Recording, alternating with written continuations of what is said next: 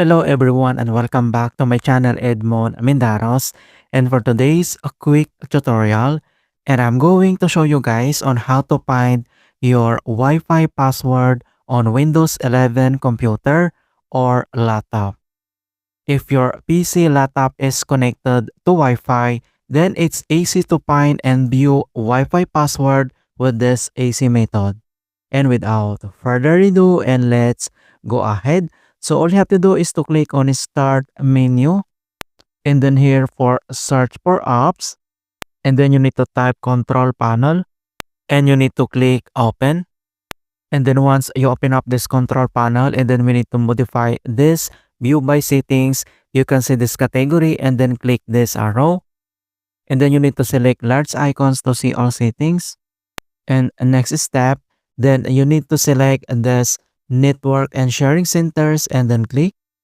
And then here at network and sharing centers, so you can see this view your basic network informations and set up connections.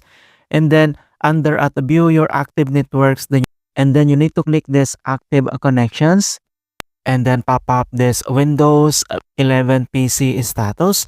And then you can see this general tab, and then next step that you need to select wireless properties and then click.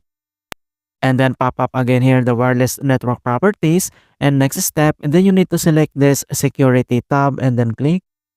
And then here a security tab, and you can see now the security type, encryption type, and then next network security settings.